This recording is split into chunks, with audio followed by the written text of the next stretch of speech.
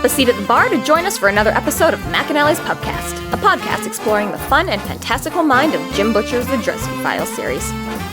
Hosts Tanzan, Maggie, and me bring you another round of literary analysis on this immense, immersive, and colorful environment inhabited by Harry Dresden, the world's only licensed private investigator and professional wizard.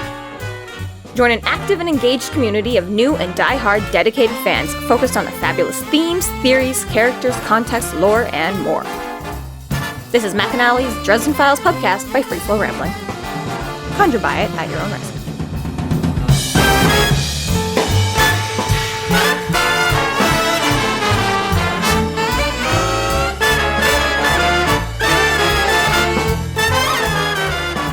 Welcome to the McAnally's Pubcast, brought to you by Free Flow Rambling. This is episode 13.7, A Woolly Chammoth, where we are covering the novel Deadbeat. My name is Tanzan, and I'm joined by Maggie. Hello, hello. And Jess. Our house, in the middle of our street, our house.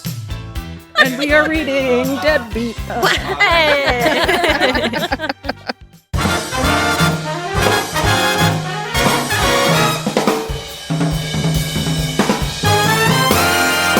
Thank you to our Patreon subscribers for your generous support. It's people like you who help us to do what we do. If you're not yet a Patreon subscriber, sign up today and get a fuck ton of bonus content, kick-ass merch, behind-the-scenes outtakes, and more. Sign up today at www.patreon.com/freeflowrambling.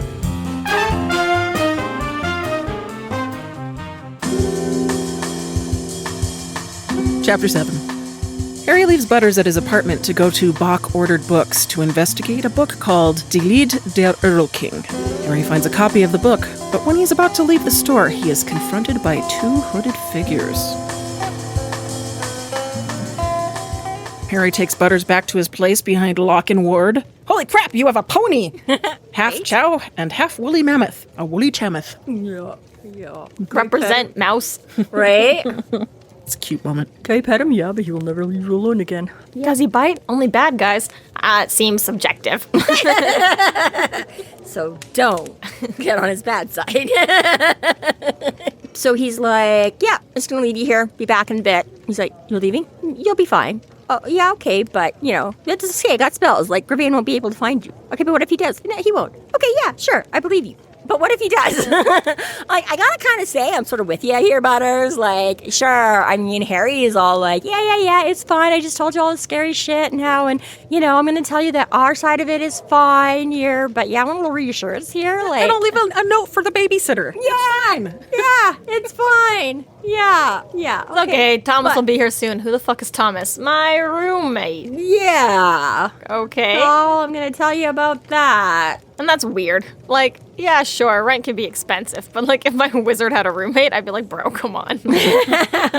I mean, Where's your tower, first of all? It's an inversed tower. right. Maybe this is okay, like, because Butters known him. I mean, he may not know specifically where he lived, but, you know, maybe he's heard Murphy mention his dreary little sub-basement, you know, dank hole or something. I don't know. It is very hovel-like. His hovel, yeah. But, I mean, you know, in all fairness, I mean, I don't know, maybe this is just me and some of my friends and life experiences, but I you know, it could be very much exactly what it is. Dude just needed a place to crash for a while, and I'm letting him stay here. Because it's obvious, I mean, like you say, it's barely big enough for Harry, let alone a roommate. There's obviously no second bedroom, like you say, there's not even a double bed to share. Like, you know, so, I mean, you know, maybe people are just like, all right, yeah, it's cool. It's obviously not like a permanent situation. We haven't hit the housing crisis yet, I don't think, in this part. I don't, well, I mean, it's not 2008 yet, but it's, you know, it became a housing crisis because things were on the decline.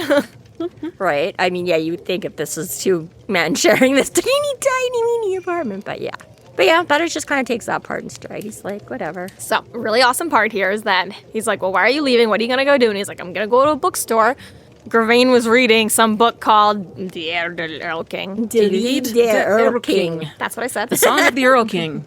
And Elf King. I do really like this. In all of that, with threats and guns and zombies and everything, you notice the title of the book he was holding? Damn, I'm good. Right. Love you, Harry. Yeah. And I do like these, like, yes, I am a private investigator, okay, bitch? That is my job. So Butter's like, what am I going to do? And he's like, sleep. He's like, I've got all these nifty books. And you'll have mouse. Oh, yeah, and by the way. Don't open the door. Just don't. Bad idea. Okay. Yeah. No, seriously, Butters. Just, no. Like, what do you mean? Yeah. Meant to keep people out. Backlash. Have you seen Backdraft? Okay, think of that. And again, he's like, oh yeah, oh no.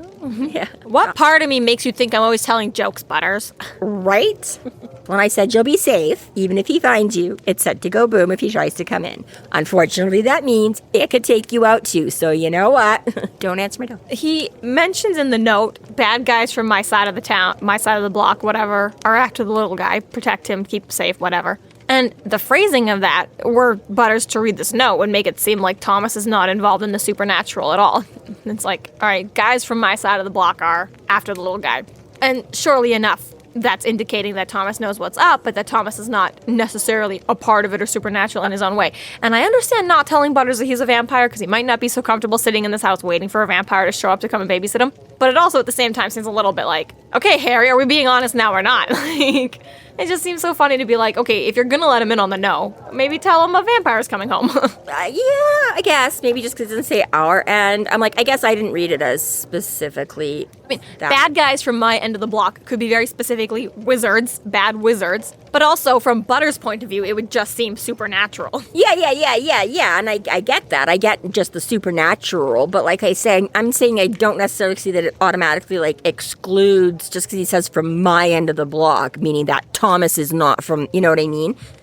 Just because he didn't say our end of the block or whatever, you know. He's talking to Thomas right now, not talking to Butters. So it seems to be like, hey, Thomas, black magic's afoot. I don't know. To me, it feels like that is what he's saying. It feels to me just the way that Harry would. Understatement and all of that, you know. That he's like, oh, yeah, bad guys from my end of the block, trying to kill him, keep an eye on him, you know. Like, I don't know. To me, that says enough of what it is. Like, obviously, there's supernatural shit coming down, but seems to me in a note that Butters will most likely read, I guess, before it gets handed off to Thomas. It seems a little bit. But Butters is also, you know, very polite, and I mean, you know, he could very well just not read that note. I would read that note immediately. Just sit awkwardly on the couch and just be like, oh my god. He's also kind of freaked the fuck out too, so you know, you might not, like, maybe under normal circumstances you would, but really he might not. So no, just because you're an insufferable snoop, Jessica, does not mean that. You get kidnapped by a wizard, you're not reading everything in this apartment. But yeah, he doesn't say a whole lot other than, like, he's smart and fairly tough. But yeah, you'd think he would at least be like, he knows what's up, like, don't worry, he's clued in or whatever, even if you don't want to say what type or that he is supernatural or whatever. But he's got a talisman, he'll be in fine. Don't open the door for anyone or anything, just none of yourself. And he's like, what if the dog needs to go? Like, well, for one, that's why I'm going to take him out right now. For two, he can't possibly do worse than Thomas has been doing. Which, in all fairness, I think that still would be slightly worse, even than, like, messed up spaghetti plates. But fair enough. I take his point. I'm a bit surprised that he does leave him. Like, that's just a little overly confident, I think. I understand how Butters could be a liability to keep dragging him around town, especially when he's as scared as he is. It's like he doesn't want to be running errands, but at the same time, yeah, like, what was Harry supposed to do? Just hang out with this guy? Like, he's useless to Harry, okay? He's not supernaturally inclined. He doesn't know anything. He can't do anything. It's not even just that he's not, you know, trained and, like, back up in any way, but I'm like, he's the actual target, too. Yeah. So, again, right? It's not even just like, oh, and, like, people will specifically be coming after. So, yes, it puts him that. It's not just like, maybe we'll get mugged walking down this New York alley. It's like, we will absolutely get mugged if anybody gets a chance to. Right? So I do see it that way. I think it's just, you're right, there's a little bit of that, like, wait, what? Because we're not used to Harry just, like, tucking people away and then leaving, right? It's usually, yeah, stay with me and I'll keep an eye on you. But at the same time, I'm like, I think that speaks, you know, Harry's like, my wards are, like, one, I'm sure, you know, I'm confident that my anti-tracking spells, he's not even going to know where you are. And two, if anybody does show up on the doorstep, dude, I'm telling you, boom. I would definitely, I think, be more nervous in Butters' case, not yet having confidence or knowledge in those things, like literally just having Harry's word that... I would be afraid to snoop just because it's a wizard's place. Oh, see, there you anything go. Here could blow up, but at the same time, like, yeah, like, if you're going to be locked in here all by yourself, it's the only thing you have to do is snoop. Yeah. Like, and you're so afraid, you might as well try and learn something. I guess, but see, that's right there is even that catch-22, right? He would be too afraid to mess with anything because it's wizardy stuff and you don't know what might do what. At the same time, you're like, I don't believe that nobody can just walk in here because it's a door, so anybody could just walk in here. He's probably not even strong enough to open the door. not if it's still sticking. Slam yourself against it. Yeah, so Dresden walks mouse and then heads to Bock Ordered Books. Bock. Yes. Bock. Such an awkward title for a store. Bock Ordered Books. Oldest occult shop in Chicago. Yes. The proprietor of Artemis Bock. Artemis Bock. Cool name, though. Artemis, right? Mm. So Harry parks in a questionable location that is close by. He makes a presentation of holstering his gun and heads to the shop with his staff. And Yeah, walk like you want to murder. Right. passes a few rougher locals and that he figures are probably going to be dead by morning. Great. Yeah. Ooh, Awesome. Sucks to be those guys. No, I'm just going to keep going, though. Right. I got shit to do. A little bit the same sort of McAnally situation here. Everyone is aware of it, and it is a little bit more useful to some than others. But the front of the shop is a little bit more just like your everyday occult. You want to buy some crystals and some tarot cards? Sure, have what you want. But the people who can really use it, this is a gold mine for information and whatnot. And apparently Bock has some restricted section that gets culled or surveyed by the wardens every now and again to make sure it's not too bad. The cage. The cage. Yeah. It's like- very Harry Potter in the restricted section. Like, yeah, we Right. have these books, but we're not sure that you should be allowed to read them and look at them and whatnot. Right. Even a little bit like Doctor Strange when Wong was the librarian there with that like restricted section too. Yep. But he obviously is, well, I kind of like you, it tells you, because I mean, like you say, so he's sort of been saying the whole time, he's in this kind of half and half between like the bad neighborhood, but it's also on the edge of campus. So it's kind of like not so good, but also like a bunch of smarty pantses and the whole kind of, right? But it's like, yeah, you come in and Bock's like looking at him, you know, he's got one hand on the counter and like one hand under the counter until he sees who it is. And then he's all like, oh yeah, hey Harry. You know, you're like, okay, like again, right? You're like, this is not just your mild-mannered everyday sort of bookstore. Very much that- Mac too, though. He's got his shotgun And- strategically placed throughout the bar, so no matter where he's working, he's got one handy and ready. And Yeah, right. So again, right, you're like, yeah, how much for these supernatural psychos and how much just for the regular human psychos? And right, he's in this very, kind of. But yeah, and then he mentions that Will has been by. Like right away, he's kind of like, there's something up. I was a little bit surprised that he recognizes Harry. Knows who he is, but he assumes that he's a warden. Nope. That's what it sounds like. Yeah, He's like, just that we've done the inspection. Like, Yeah, he's like, the wardens have already been by. I don't think he assumes Harry is. I think he knows pretty much for, again, like McAnally, like you say, he is the supernatural occult, so obviously Harry is here frequently for his, you know, research or supplies type of whatever.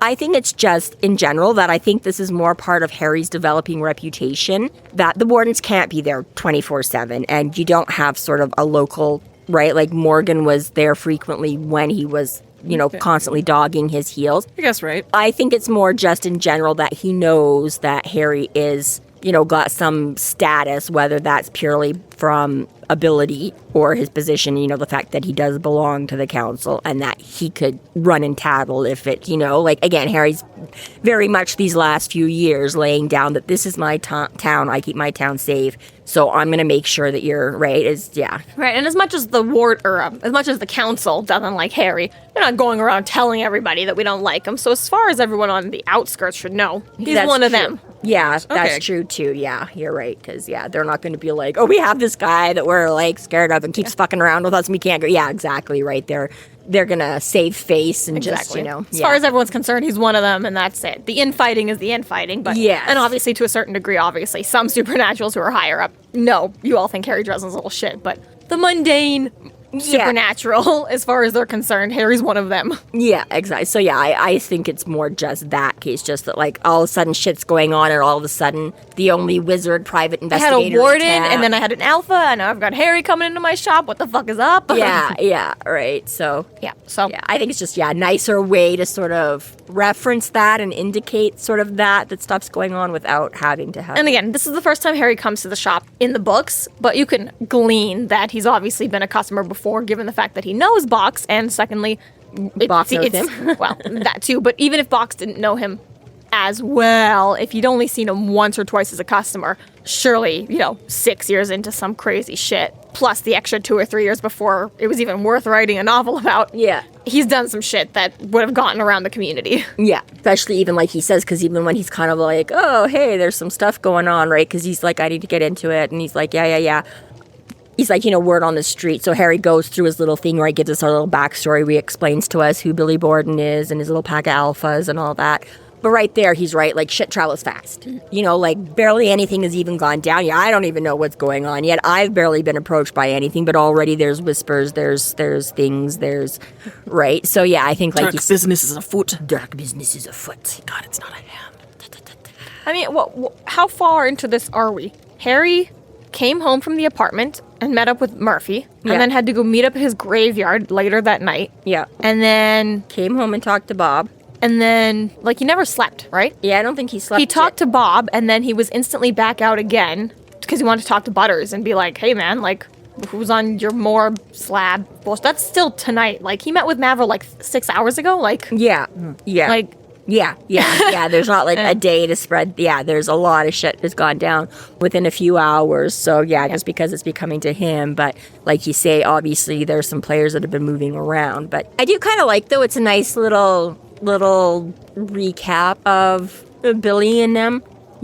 He's like a bunch of them that learned how to shapeshift and keep their zone, right? It's like Harry is like Chicago is my town. The Alphas are like, okay, the university is our we can't cover the whole thing. We're not, badass enough or whatever. But he's like, this is our neighborhood and we keep it. To be fair, campus security. Yeah. If the Alphas are kind of like the neighborhood watch, the campus security, or something like that, Harry's kind of like Chicago's my place, metaphorically speaking. He doesn't really do that good of a job of patrolling it very often and keeping it safe. He's more the aftermath of okay, a crime has been committed here. Now I'm gonna fucking solve it and go after the bad guys. The right? really, really big stuff. Yeah, he's not handling the day-to-day vampire abductions and even SI is picking up on the really low-level shit that they can do. Yeah. Right, the Alphas are picking up they're a little bit more here for prevention. Harry's just boss level. Yeah. Right, they're all the Koopas and the Alphas are in prevention level, trying to stop it before it happens. Whereas Harry's doesn't have that kind of manpower. No, but I like here that he says, right, that he's like, yeah, they are just kind of, whatever. But he's like, but they do a good enough job that basically the vamps and the werewolves or whatever hunt them, right? Mm-hmm. He's like, yeah, they're not, because he's like, I don't want to get them involved in this. This is above their pay grade. They're not on this level. But don't get me wrong. They do enough of a good job of, you say, being the neighborhood watch that the majority... It's a deterrent here. It's a deterrent. And yeah, exactly. It's not worth the fight. Yeah, most of them are like, oh, I probably could. But again, working together as that little group of them, they're badass enough that they're like, no, we are doing what we can where we can. I'm just so proud of the Alphas. Right? You come from a book like Full Moon, which is, Butcher's early work, and it wasn't quite there yet, and it wasn't as scattered. And that kind of extends to just how, weak or low level the Alphas were to now, where it's the novels have evolved, you guys have evolved. Well, exactly. You're so good. Right. You've been here almost since the beginning. These slightly chubby, pimply faced biker wannabe kids, And now exactly, they're 4 years into it. Mm-hmm. Yeah, exactly. They're like, okay, yeah, we got ourselves a little bit, and we're not, Good job, They're Alphas. Yeah, right? Exactly. But he's like, things were bad enough without some amateur one-trick Willie deciding he was going to hat up and take on the bad guys. Of course, that was exactly what Billy Borden had done. But he's done it well, and yeah, exactly. He's like, yeah, not in that class week, but they're good. They're keeping their corner. I admire their, like you say. Well, and Harry tries to figure out how to sort of warn him without warning him, and because again, he's come a long way. Doesn't want them involved, but he's still that young. It could get them in trouble. Yeah, right. That young, eager. If I tell him, "Hey, don't do this. It's not safe," he's immediately going to want to do this. And he's bound by Mavra's. Well, that too, but so but that's he can't actually. No, but that's he lets on too much. They'll be like, "Let's just help you." Exactly. It's that catch-22 that you're right. For Mavra's thing, he can't ask for help and put too much. But at the same time, if he's just like, oh no, stay out of this, then Billy's going to be like, we won't leave you, Harry. We will come, and can't get leave them right. So ignorant. Exactly. Right. Same as that. Every little kid, don't look in that room. Don't read that note on the mantle. Well, okay. We said it back in Full Moon, but I think it's worth repeating now. Harry turns 30 in 23 hours. The Alphas are not much farther behind him. Not much. They're at minimum 22. They're doing their and possibly masters. older, right? Yeah, like they're in their masters. So Maybe, if they went to college immediately at 18 and then 4 years of college, okay, 22. But there's a chance that they're probably closer to more like 24 or 26 at this point. Yeah. So Potentially. yeah, like it's not the like, you know, children that Harry's Yeah. trying to protect. And yet, save. life experience. And Yeah, then, exactly. Even like like you say, right, on the one hand, I'm like, it's very easy for me to remember that Harry is still not that old. But at the same time, you're right. Even I often feel that I don't think about that exact chronological age between them. As you're right, he seems to have so much more experience and so much Like the more year that they to do. turned into alphas, he was 2 years off of killing Justin Dumorn. Yeah, right. But like exactly right. I think it is just a little bit of that difference. Not that it's necessarily like I mean, his age, sheltered. 2 years. Yeah. There is sort of that difference between still being in college and going out and starting work and stuff like that, right? And so that's the difference, right? Is that Harry again went straight out and went into, aside just from all the traumatic, crazy bullshit of Justin and everything like that, right? Whereas these guys have still, that sort of jokingness of you're still not experiencing the real world the same way, right? So Harry does try to, in his most skirt around Mavra's rules as possible. Maybe just be behind a threshold for the next couple days. Yes, thresholds are a healthy thing. Is nice advice. If you're going to be that weak about your information, that subtle, that vague, surely the supernatural should just already know, oh, Halloween, yeah, let's not go out right now. Like, I just feel like, first of all, last couple Halloweens in Chicago haven't been great anyways. But just as a general, shouldn't that be when, sure, maybe the night for the occult to be doing the majority of their magic, but I also feel like people in the know should be like, yeah, this is the week you don't go out. This is the week you should be hiding. I don't need anyone to tell me that. I know a bunch of people. I had a few friends that were always like New Year's. They don't go out on New Year's because it's just, right, there's so many other people out drinking, doing, they're like, I don't need the party that much. I'd rather stay home and do family stuff or whatever, right? So it's kind of like you say the supernaturals, like how, you know what I mean? Like, yeah, you can, and there's some good things to go out and do and have, but you know what? Overall, not worth maybe it. just don't make that night your night, like pick any other night. I just feel like that should not need to have been said. They should just already know this is not the weekend or the week or whatever the fuck. But see, Halloween's maybe falling on. that again is that gentle nudge, because you do know. So if he's telling you again, then you know, oh, this isn't just like, whatever. It's like, oh, you really... Bock is all like, I got a fucking business to run. And it's like, bro, you work in the supernatural. Like 50% of your library is probably talking about all the bullshit people pull on Halloween. Like... You just said there's a recession coming, all right? People in Bock's like, I can't even afford that. I may die. I don't know. I may sell the ingredients to start like a world-ending ritual. I don't know. Can't shut my doors, man. I don't really know a whole lot about him anyways as a character. He could have like some surprise alternate motives or wards or something that nobody really knows about but him. Or that's true. Well, that's true. We don't know his supernatural affiliations. Yeah, and Harry does mention that even the store is a little bit warded and this and that, right? So yeah, like you say, we don't know. But obviously, anyways, from this brief exchange, we do get that Bock knows him well enough and trusts him well enough because he flicks him the key and he's like, oh, do you want to come with me? He's like, yeah, what am I going to say? You know what I mean? He's like, you know more about this shit than I do. And what am I, yeah. What are you going to do? Steal from me or whatever? Like either you're not going to, or what could I do if you could kind of a thing, right? So it's like, yeah, just fucking no. Go into the restricted area on your own, Harry. It's fine. Just lock it up again when you come out. Yeah. I would love to see this place. Like, I love little new agey stores. Like, they make me so happy. So this was like, I want to be there. I want to see it. It's true. She's dragged me into a couple. I've seen her. Best ones are in Phoenix. Don't ask me why. I don't know why. Oddly enough, she never took me to any of those ones. Nope. It's got all your various whatever. Tchotchkes and spiritual books. Alternative religions and decorations and lots of interesting things in this restricted area. Everything from like first original signed copies of like Alice in Wonderland. So it's not even just like the dangerous, but like the rare, the rare and the expensive and the fingers off and McCoy's book on elementary magic. Like McCoy, old bugger. Apparently said to be whatever young wizard starts off with. Professor McCoy. Right? Well, McGonagall ring to it there. I'd like to know what Central Hero sat down and wrote that in. Like, it doesn't really still hold up. I mean, it's like Dick and Jane, really. You can't go wrong. The basics are the basics of the basics. Sure. The original copy is written via Quillen. Printing presses hadn't made it to America yet. Self-writing quill. Yep. Love it. So that is very fun and exciting, although Harry admits he never actually read it because he just had Ebenezer as a teacher. Yeah. Which means Justin Dumorne didn't hand it off to him sooner either.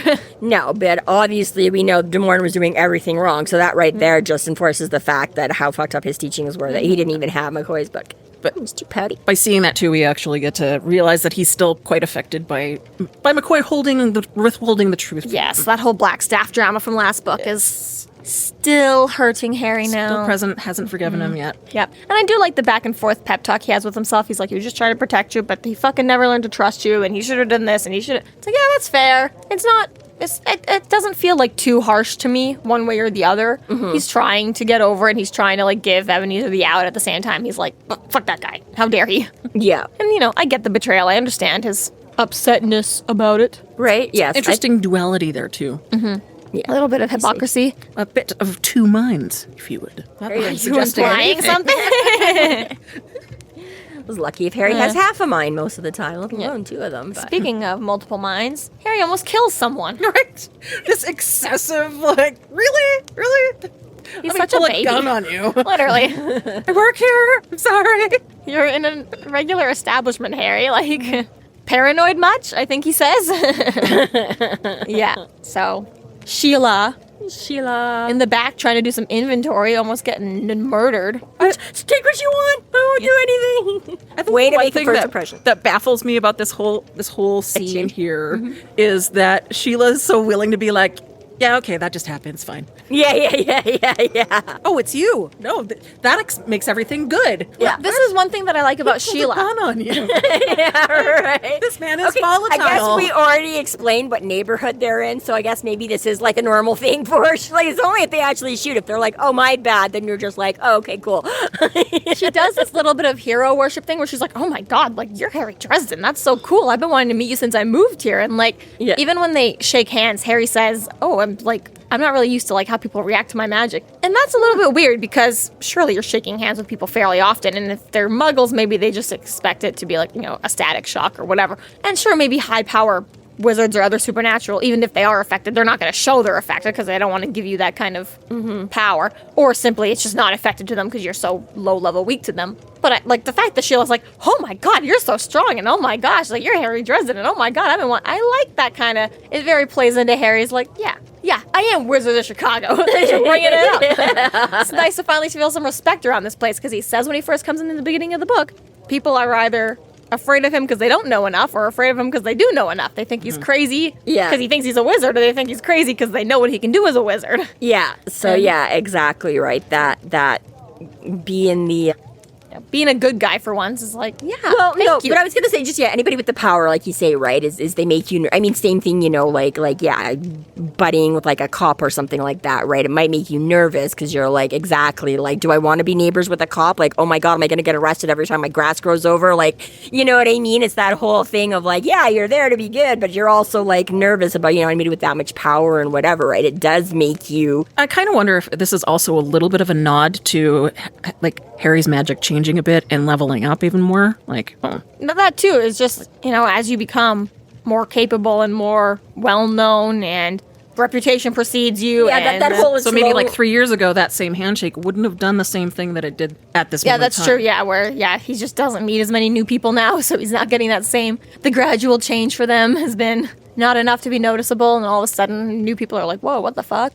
Zingy. I don't know, because my impression is it only does it when it's like it doesn't zap muggles. It's possible. Right? I just feel like just that supernatural meeting supernatural that you notice. I don't remember if it's in the Dresden files or if it's another series or something, but it's just like people instinctively move out of the way of supernatural. It's like you just recognize somewhere, somehow you've got this instinctual feeling in you that they are a predator and you need to get the fuck out of their way. And so partially like, you know, whether or not there is or isn't anything for them to feel. Yeah. I still feel like there's just a little bit of that. There's a certain you element. interpret it in a different way. I guess. I mean, I definitely think there is an element of that. I don't think it's ever sort of portrayed that way, so you might be thinking of it different. Series. But regardless, yes, it is kind of, like you say, he doesn't get many fangirl exchanges, right? It's not very many. And he deserves them. Not very often. People are like, oh my god. Exactly, right? They're all like, oh, you can do scary shit. You're Yeah, so it's that lonely at the top thing, you know, like the most popular people have no friends, all that kind of shit, right? He's like, yeah. Well, the closest he comes kind of is, well, I mean, even like you said, like the whole cops thing is like, you want the cops when you call them. You don't want them any other time. Yeah. Right? Yeah. It's like most of the time when people are coming to his office, they're like, I don't want to talk to you, but you're kind of my last resort. Yeah. I need you. It's not really hero worship. It's more just like, yeah, not even just, oh, you're the best private investigator I've ever heard of. Exactly. Yeah, exactly, right. So it's a new experience for him on the whole. Even people like Murphy or Butters, whatever like that, they're just not, that's not their attitude to be like, oh my God, you're the Harry Dresden. Murphy's like, shut the fuck up. You're a loser. Yeah. Well, and some of this, too, is that he's got out-of-town reputation now, too, because she's not from Chicago, and she knew I've been wanting to meet you since I got here. Yeah. Like, who's either talking about So you she day knew one, about him. He's a cool guy. What can I say? Right? I would want to meet him, probably. That reputation thing again. Maybe 5'6", which made her approximately a foot shorter than me. Fuck you, Harry. Yeah. I do like, also, sorry, I know I'm bringing up Doctor Who a lot, but that's the only media I'm consuming right now. Right. And in the 9th Doctor, in the reboot or whatever like that, Christopher Eccleston. this guy's been tracking down Christopher Eccleston, and, you know, Rose and Mickey are like, well, who the fuck is this guy? What are we going to do? And they start searching the Doctor. And they come across all this shit about the Doctor, and it's like some random guy in Essex or Surrey or wherever the fuck it is. Conspiracy theorist. Some conspiracy theorist has been looking for all this information about the Doctor, and he's got like, and his family's like, he's fucking crazy about it, and he's like, no one understands why I'm obsessed, but look at all this shit. I'd like to imagine that there is just like early 2000s Reddit where it's just like, who is this Harry guy? Why the fuck does he keep showing up at every crime scene, and he hasn't been arrested, or he's arrested but he's let go, but he's been at every single one of the crime scenes, and he's like... Right. Those guys hiding out in the basements some of random Chicago that are weirdo like, that's who's just like, this guy? what is going on right now? And then Sheila read it one day on a Facebook post, or Facebook didn't exist back then. I don't know what the internet was like in early 2000s. I'd like to think it just didn't exist, but I know it did. But Pretty sure. Really gross. The 2008, alphas would have known about it, but not Harry. really gross, ugly blog, graphic, Yeah, they were MS Paint terrible. forums. It would have been MySpace. Yeah. And somewhere out there, it's just like, who is this guy? And Sheila read it and was like, oh my God, he's so cute. I gotta meet him. So it wasn't. I want to say like 2006 or so. 2004, 2006 is when Facebook came around. So I'm pretty sure that exists in the book now. Like right now. yeah. Or like 2005. Oh yeah, you said it wasn't 2008 yet. Yeah, I was thinking when you said that earlier, I was thinking like 2008. There's Facebook, but you're right. You're saying okay. Yeah, no, I don't know. Maybe not. I just had visions of like a Rita Skeeter sort of character for Harry's, like writing up, like dishing up gossip on All all the gossip on right. Yeah, exactly. it's Halloween 2005 right now. Everything. Okay, 2005. So maybe it's either just come out or is about to come out. Because like I said, now I got to double check. Because like I said, I've got 04 and 06 stuck in my mind. All right. It would be LiveJournal would have been popular. MySpace would have been still going. Where you write code. 2004. Thank you. Okay. But it wasn't accessible unless you were in university. Fine, You but had to we have were- you had to have an education email to use Facebook when it first came out. Well, it Okay. says that 2006 it became available to 13 years old. And then obviously it went through a million changes. I just know because I had never heard of it, and a friend of I had Bebo, one of my other friends. I'd never even heard of MySpace at the time. I don't think I heard about MySpace until MySpace was dead. And I had this thing, and she was like, "Oh, can you go on my town?" And I'm like, "What is this thing?" And I went to look, and of course it wouldn't let me see anything, so I had to fucking make an account just so I could look at her thing, just be like, "Yeah, sure, this looks fine, I guess." I didn't even know what it was, so I just remember because I was like at work or something like that when she first messaged me. So I'm like, based on where I was working, I know that it was like within this time frame. It was much. So, yeah, yeah. I had a friend that was out east. Yeah. That went to Smith and had an account. So I signed up for it for Facebook with my education email and was like, "This is stupid. I'm going back to MySpace." MySpace, yeah, You fool. You had no idea. right. Nobody ever does. MySpace was way better. Yeah, I You tried. could have intro music. Somebody looked at your profile. You could have a song that played. Yeah, Tumblr did that too, and it was awful. Hated it. Depending, well, yeah. Again, I don't want other people's. What I put up is My great. music is Mine fantastic. fantastic. Your The music shit that sucks. you put on, I don't want to fucking hear it every time I go there. Yeah, exactly right. So, anyways, but yes, but he notes her as Harry generally notes her. She has boobs. Just boobs. She's cute. She looks like she'd be good to cuddle up with. And He mentions her looks a few times, not just the usual one little blurb, but man, he comes back to to it, yeah, and then comes back to it again. He's taking some notice. Well, okay. And he does make fun of himself. It's one thing to have a dry spell. It's one thing to have a dry spell when your roommate is having spell. Right. And as we said, Harry's not even 30 yet, so, presumably there is nothing wrong with his libido, young man in his prime, all of that kind of stuff. Yeah, that's probably got to be hard to constantly Also, have half-naked women prancing through your apartment. His closest thing to a relationship just went to Hawaii with Kincaid. Yeah. Listen, you didn't even realize he might have been on the flight with him right now. Yeah, right. Yeah, it's only been a few hours. I don't know how long it takes to fly from Chicago to Hawaii, but yeah, right. It's possible she hasn't even landed yet. So yeah, so she's been here 6 months, working at Box for 5. Oh, he works you late. Oh no, I'm just helping out doing inventory. I just like it. It's I'm great. I like Sheila a lot. I liked her a lot. She's very cute. Good. Yeah, it's very sweet. Yeah. Right. And again, that hero worship that Harry deserves. Right. It's about fucking time. Right. And the cute little inky smudges making it worse while she's trying to fix it or whatever. And I've seen worse stains, which brings me to the book. You stained a book? It's like, Sacrilege. like, nope, it's a bad segue. She's like, oh, okay.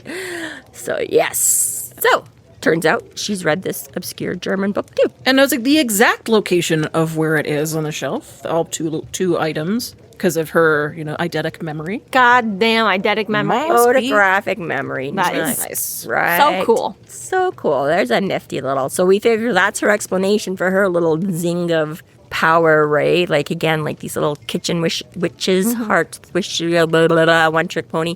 But yeah, hers is, I can remember everything. That's not a bad one to have. Not a bad one.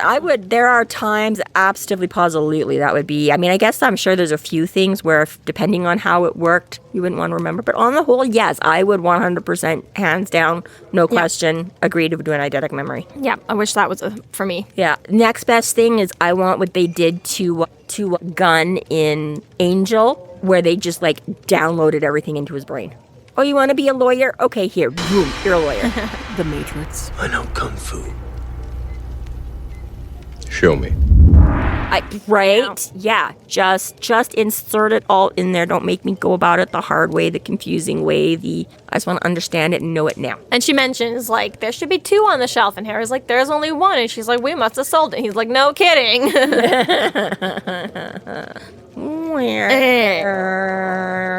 He inquires about the price, and it turns out that it's well above his budget. And Sheila and Harry quasi flirt a little bit before he goes and talks to Bock about the book, and Right. he takes a check for it for our younger Yeah. our younger listeners. Back when That's a he's- piece of paper that is like a banknote. Still on the cusp of, yeah. The only checks I ever used were for rent, and that's about it. And the only time I've ever used a check. Which consequently is half of what this book costs. Right. It's right there. It's right there. Half a month's rent just for... Gross. Ugh, yeah. It doesn't matter what your rent is. Half a month's rent is sufficient Yeah. price for anybody. Right. Right? Minimum $400, I gotta say. Minimum. Ouch. Each. So yeah, he's like, Don't can I tax write? this, Right? wisdom. Yeah. Can I bring it back after Halloween? But yes, from him. So now almost, you can still, there are a few things where you can still submit checks for, but virtually everywhere has become check-free for the obvious reason, because Checks are stupid. you could easily bounce a check. And a lot of people did, whether purposely or not purposely. But for you, right? Again, this is a little nod to their relationship. Yeah, he's like, I know you. I trust you. I'll take a check from you. Eventually it'll, I read it more as anything that gets you the fuck out of my store ASAP. Wow, maybe a little bit of both. I trust you and get the fuck out. Yeah.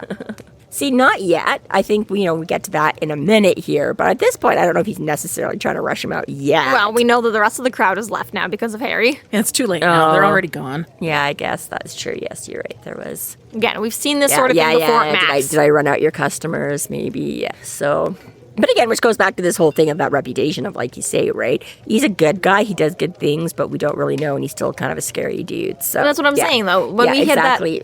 had that moment at McAnally's when he was going to meet with the Red Court, Duke Ortega, right? He came in and told everyone, he's like, listen, guys, shit's going down. There's a meeting happening tonight. You might want to leave, right? And people had some questions or whatever, and he tried to be, as much forthcoming as he could possibly be in that moment, too, right? But yes, we're not equipped to handle this. We need to go. I imagine when you get the reputation that Harry has, anytime he shows up anywhere, okay, I'm not equipped for this anymore. Like, wherever Harry is, I don't want to be. Yes and no. I do view that as slightly separately because, there's a difference between all the times Harry goes in there just to get a steak. I don't think every time now it's starting to get, as we progress, maybe it's, every time Harry shows up, trouble follows him.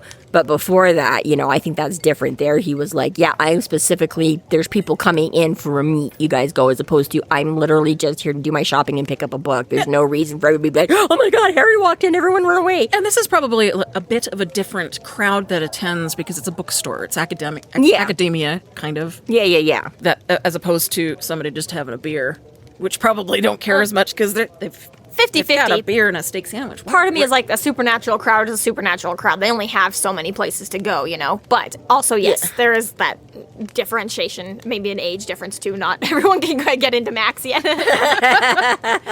All the old crusty chess players. The people at Box are a lot smarter than the people that go to McAnally's. Which I'm finding one that I still rock around in Box store.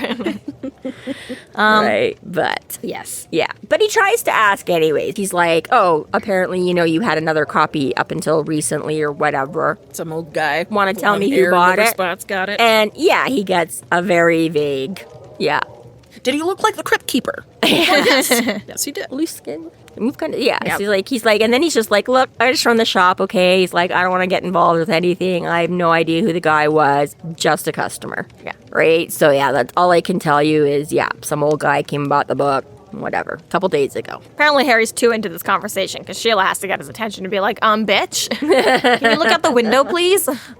Stuff's happened. Trouble's a brewing. Yeah. And, like, this whole box just being, like, so uneasy and just be like, what is up, dude? Like, can you please leave already? You are being so weird. You're bringing all this trouble. Just get out of my store. And even that just seems kind of, because you're like, Harry hasn't really done anything. Like, I came to buy a book. What the fuck? Right? And again, it's like, just like we were saying, it's like you obviously, like, know you have enough of a relationship that you're just like, oh yeah, go back there by yourself, check out what you need. I don't need to go with you. Yeah, I'll take a check from you, kind of, right? But at the same time, exactly, it's like, but there's also this other level of like unease and just like, hey, you done? Okay, like, go, you're asking questions. Like, some guy bought the book. Okay, just go, right? Like, so kind of that duality again of like, I like you and we're friends and we're buddies, but all of a sudden I'm really uncomfortable and don't want you here, right? It's like, what's that about? Yeah. I'm like, and Harry's going back and forth between Bock and Sheila, and Bock's just getting more and more and more uneasy, and he's just like, what, dude? What the fuck? Making Lord of the Ring jokes. Two mysterious figures out on the sidewalk just staring in at the shop, which is kind of creepy. And again, like you say, given the nature of the shop and the timing and all that kind of stuff, I'm like, although actually the timing would be worse, I'm like, everybody's got to be running around in Halloween costumes. There's got to be parties all over the place if it's Halloween tomorrow. Yet at the same time, these two guys just standing there staring at the bookstore I just happen to be in right now. They're like, I don't think this is a couple college kids. And Harry does very fairly call himself out. I have toppled 4 buildings in the last couple of years. It's fair for an establishment to not want me to be around shady shit. Yeah, why I'm maybe like, yes, Bock I appreciate the self-awareness there, Harry, because yes, you have. Right. He's like, oh, wait a minute. I do like that he does try to keep it light, too, though. He's like, Yeah, okay. it was a token joke. Yeah. I made one token joke, and it did not go over very well. I think I've told you this story before. When I first interviewed for the IT company that I work for, they asked me if I knew what a token ring was. And I was really green and had no idea. And I looked at them and I said, I don't know. Do I throw it into a volcano? And they didn't crack a smile. They didn't acknowledge it. They just looked at Which, come on, they were IT nerds. That should have been the perfect place for a Tolkien joke, right? Like, really? You guys don't know this nerdy ass? Well, I told Vince later, and he's like, no, that's very funny. I was like, how didn't it land in like, wet cement? Fortunately, they did not hold it against me, and I was... Apparently got the job. 10 years later, I'm still there. Yeah. You're like, oh, an IT person with a bad sense of humor. Yep, check. Phew. Whew, you'll fit right in. I'm just kidding. So he decides that, yeah, Kate, He'll go out and talk to him. maybe you better close up for the night. Bock's like, yeah, maybe I'll do that. Bye. Thanks a lot, asshole. And scene. I had wrecked 3. No, wait, 4? 4 buildings. To be fair, like 2 of them were owned by Marcone, so... Really? I was doing a public service. Exactly. This concludes our episode 13.7, A Woolly Chammoth. Thank you for listening. You can find us online at freeflowrambling.com and McAnally.ca. There we have links to our other podcasts, social media, and other fun tidbits. Please subscribe if you like what you're hearing, and please consider supporting us through Patreon to keep the magic alive and to see more content. We are Free Flow Rambling. Conquer by at your own risk.